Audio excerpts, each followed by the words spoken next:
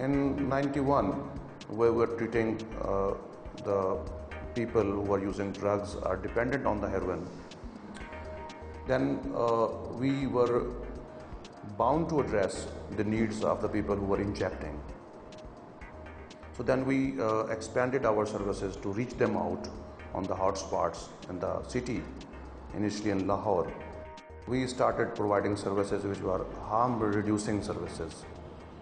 We were managing their wounds, abscesses due to injecting, and then initially we started syringe exchange program that look, if you want to inject, take a new syringe, because to prevent the blood-borne diseases, which includes HIV and hepatitis B, hepatitis C.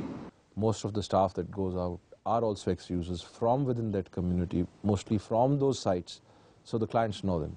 The innovation, the excitement, the commitment, the passion, the compassion, and that we've seen works wonders. So there's not a commitment of 9 to 5, or there's not a commitment कि आज इतवार है, today's a Sunday or whatever. No, work has to be done, and work is done. So I think.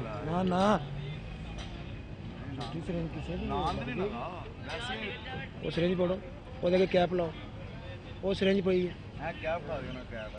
हाँ तोड़ो के cap ला के रखो।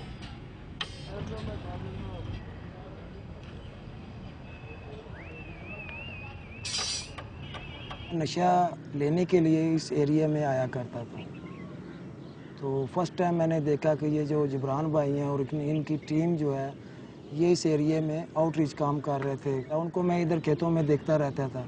मैं मुख्तलिफ स्पॉट पे जाया करता था।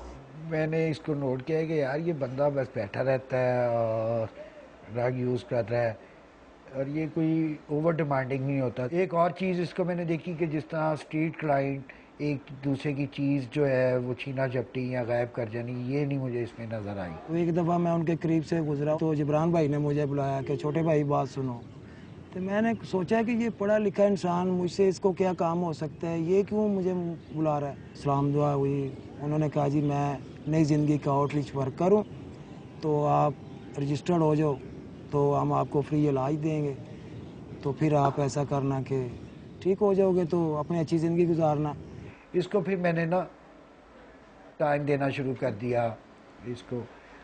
फिर थोड़ी थोड़ी इसको रिस्पॉन्सिबिलिटी कि आप मुझे बताया करो कि और किस एरिया में, क्योंकि ये कहता था मैं अक्सर घर नहीं जाता जी, नाइट जो है मैं बाहर ही गुजारता हूँ। इस वक्त जब जिब्रान भाई ने कहा ना कि अभी आपको इलाज की ज़रूरत नहीं है, हो सकता है कल को ज़रूरत महसूस हो तो फिर आप नई ज़िंदगी की तरफ आना, तो इंशाल्लाह आपको फ्री इलाज देंगे, किसी का कोई एहसान नहीं होगा।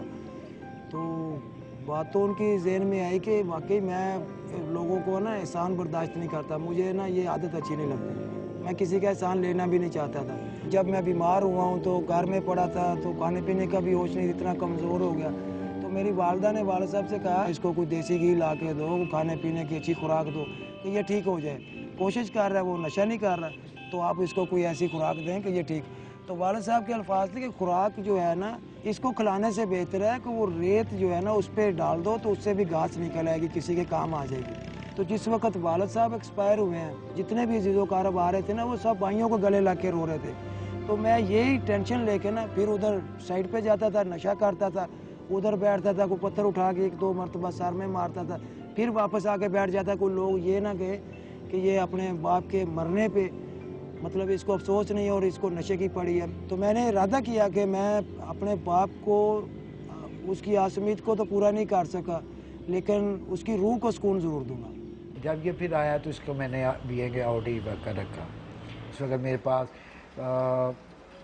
24 आउटी वर्कर, तो एक आधे की कोई ना कोई कंप्लेंट हफ्ते में आ जाती है, तो कि जी उसका एटीट्यूड है। नेचुरली है कि सारे दिन की ट्रैवलिंग और फिर जग जग जग जग, तो वो बंदा किसी वक्त नेचुरली ये तलख हो जाता है।